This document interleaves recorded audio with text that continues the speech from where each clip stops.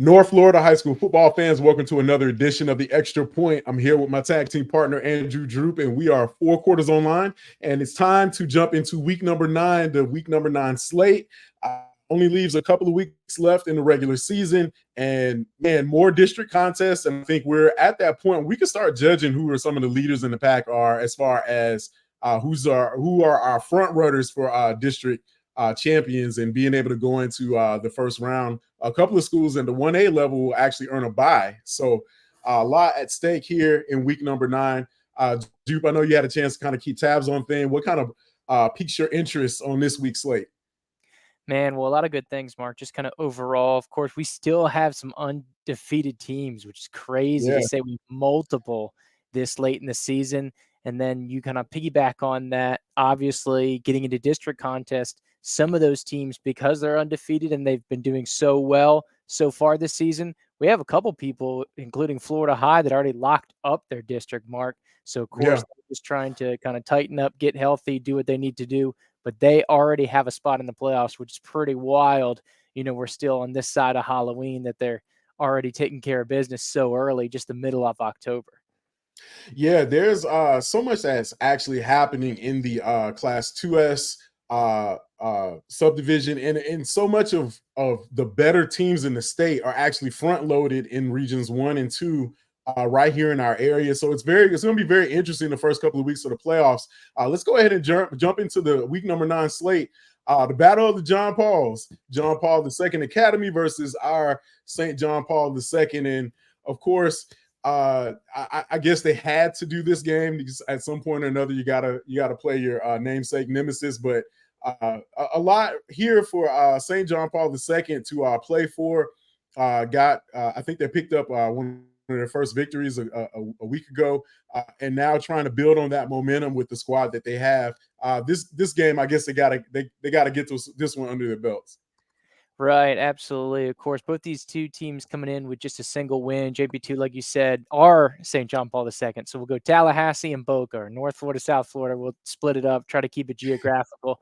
But ours, Mark, of course, got the first win last week, 63-0 over Arnold. So Tremaine Hughes, he's the big dog. He's the jump starter for the St. John Paul II.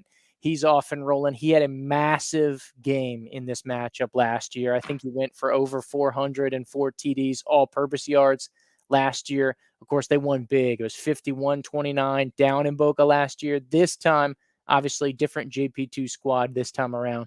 Hey, but Jermaine Hughes Jr. still on offense. He had a big game last week. I'm expecting to keep him rolling. Also on the defense, you got to look for Christian Williams. He's having a good season so far this year. Defensive Great touchdown year. last week. What's that? I know I said he's having a great year. I was commenting on you. Oh, My sorry. break. I thought you said, I can't hear you. My bad. Oh no, it's okay. Here, let me see if I can.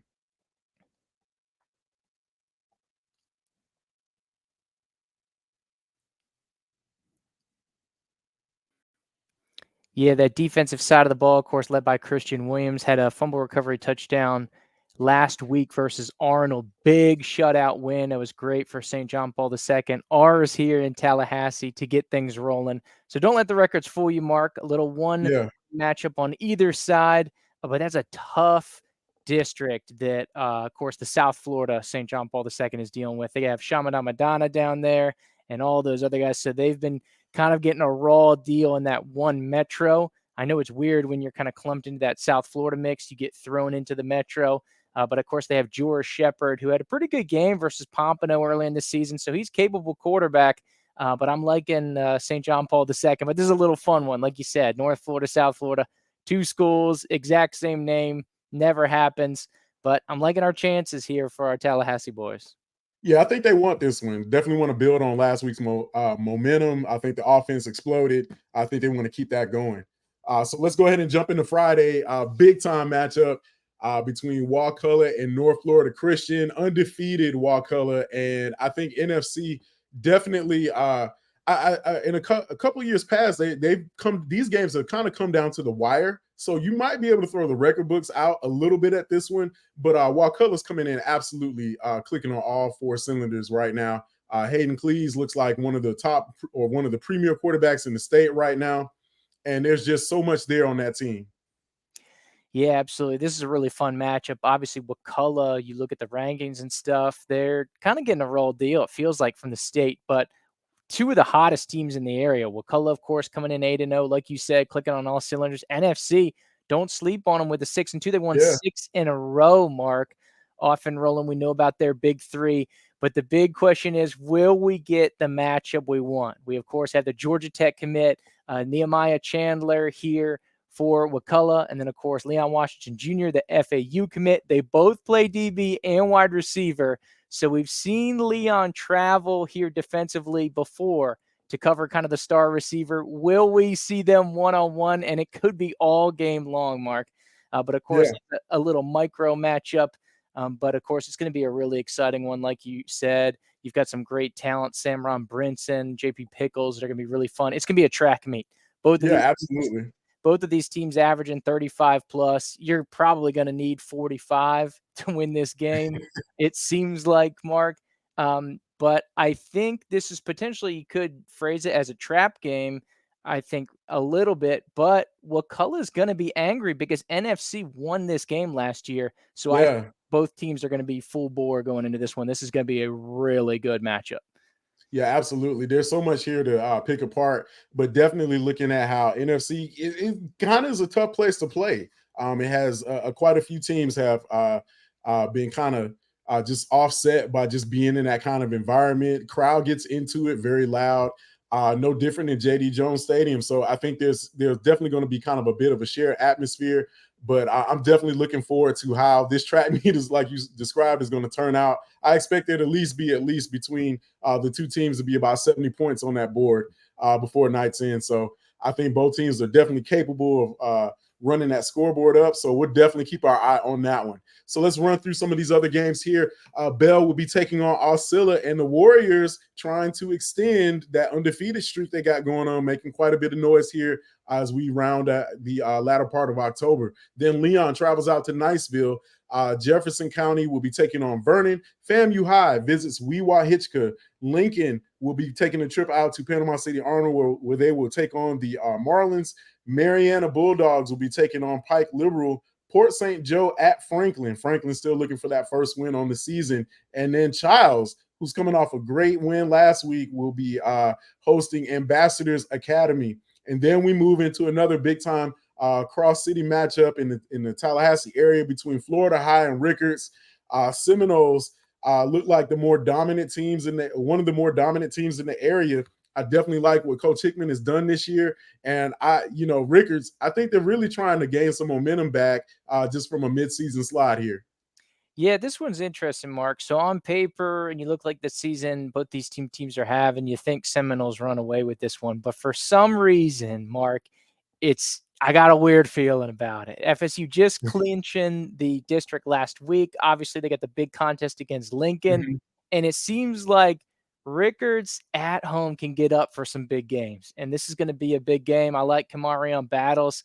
He's played good versus good competition. He went for over 100 versus Wakulla. He had the big touchdown to start things off versus Lincoln here last week. Obviously, that one got a little bit of away from him. But if they can get in early, turn over Florida High, I think this could be a really interesting game. I just got a weird feeling about it that it's not what it looks like on paper, and I think we could have a Yeah. really fun contest. But on the other side, you got the big D1 boys, a lot of speed on the perimeter for Florida High when you talk about Danzy, when you talk about Mhm. Hampton, the Florida State and Clemson commits, and then also Jeremy Johnson coming off his best game of the year versus Gabi last week, went for about 304 touchdowns. So the way you boil it up, like you said, it may not necessarily add up, but I got a funny feeling about that this will be a fun one down there at Gene Cox. Yeah, I'll definitely keep my eye out on it. I think Rickards, they might be feeling a little bit of disrespect here, like they might be a little bit better than what their record reflects. To me, they look like they're still trying to find their identity, and that may very well be true, given the fact they still got a lot of young guys on that team. Florida High, I expect them to be locked in and focused as they are every week. So I definitely think it'll be fun. I do expect the Seminoles to have a little bit of an edge in this one. But one of the reasons we play the game on grass is to find out who's going to take the edge. So I'm definitely looking forward to this one.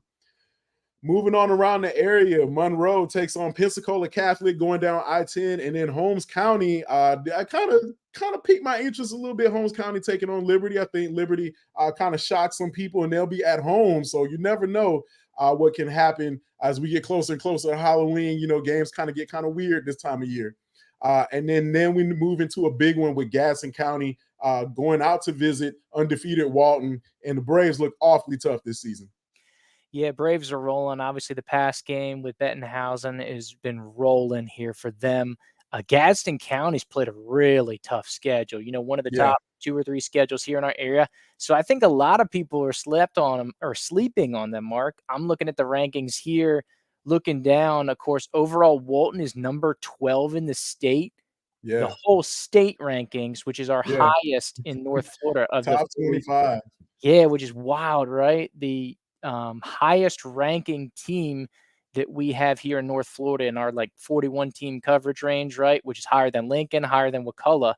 Gadsden way down in 203. So you kind of look at it a Yeah, little bit, but Gadsden only one loss in FHSA play. Obviously, the 2 really good Georgia teams. They went up against yeah, Florida definitely. High. But, I mean, they got it rolling versus Mariana. I'm loving the defensive line. JoJo Knight, of course, Jeremiah McLeod. They've got some explosiveness with Shantarius Thomas and Nas Williams, who's going to Central Michigan. I think they could give Mackenzie Bettenhouse, and, of course, on the defensive side here for Walton, who's been having a great season, is Boatwright. But Yeah. this should be a really fun one, and this could be foreshadowing of maybe a semifinal or a final here in 2S as far as the region is concerned. I think it's funny that you say that, because I think Gadsden obviously, even back during the Corey Fuller tenure, they played their best ball in the later parts of October going into the postseason. So there must be something going on out there on the hill out there. But I definitely think if the team that showed up against Lowndes shows up against Walton, you may have to keep your eye on that game, because they may give Walton a run for their money. I definitely think the Braves have been battle tested, though. They've handled some very close games, and they've beaten the teams they needed to beat, and they've actually shown a lot of solidarity on the defensive side of the ball. They're just absolutely just one of those teams where they just wipe the slate with people, especially in the third quarters.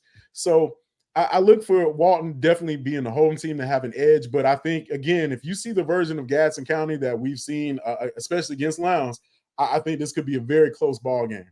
Mhm. So we'll keep our eyes on that one. Moving on around the area, Oakley visits Boot Hill, where they'll be taking on the Cowboys. Madison's been rolling as of late, and they'll look to keep that momentum up. Bluntstown takes on Northview. Lafayette Mayo will be visiting Trenton, and then undefeated Bozeman taking on Chipley. And this is the game I kind of wanted to see. Chipley, one of the teams, I think their only loss has been to Holmes County earlier in the season. And, a one-loss team versus an undefeated team, man, you can kind of throw some of those records out. Yeah, absolutely. And this may be Bozeman's toughest test. Of course, as far as the ranking concerns, this is a top 10 matchup in all of the rural classification. I think Bozeman's coming in at 5, Chipley's somewhere around 8, I believe. And of course, you think about strength. Bozeman, obviously good line, but to do it in the passing game, you think about Holmes County, which was able to get Chipley. That's all run all the time. So maybe a little bit more of a favorable matchup on the Chipley side. I also like what Ethan Berry's doing. He had 4 touchdowns against Destin last week. They were a one-loss team, so it should be really fun. And, of course, Peyton Gay can absolutely sling it for Bozeman like he's been doing all year. So this may be a little bit of a high-scoring contest as well. We talk about NFC Wakulla. This one could light up the scoreboard as well out there at Chipley. Yeah, And it's yeah, homecoming. definitely. Chipley gets him Yeah. at home, Mark. I don't know. Philip Roundtree Stadium might be rocking and rolling Friday night. Yeah, I think Chipley, just from when I spoke to them at Media Day, man, they look like a team that's hungry to prove themselves. It's been since 2011 since they last made it to the state title game. This is a team that's got a little bit of history on their side. I definitely like the hometown atmosphere there. And for Bozeman, again, like you said, this will be their biggest test. So I'm definitely looking forward to this one. I think it's going to be I think it will come down to who has the ball last, and I look to see a low scoring game. I don't think there'll be very much fireworks in this one. And Bozeman has a standout quarterback too. So I don't know. I think he'll be tested early. Oh yeah, it should be fun regardless. Yeah.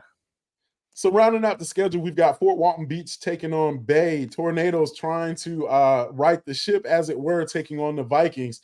North Bay Haven visits Gratesville. And then on Saturday, McClay travels down south, and they'll be taking on Zephyr Hills Christian down in the Tampa Bay area. Some teams that'll be getting some much-needed rest this week: Godby, Swanee, Mosley, South Walton, Sneeds, and Rutherford. We'll all catch them in action in week number 10. So that's the week number 9 preview. Juke, man, I'm looking forward to some of these games and catching in all the action. And I'm really intrigued to see how the playoffs are going to unfold. Absolutely. Should be a great look down the stretch here, Mark. All right. I'm Mark Adams, and for 4 Quarters Online with my tag team partner today, Andrew Juke. That has been the Extra Point. We'll catch everybody next week.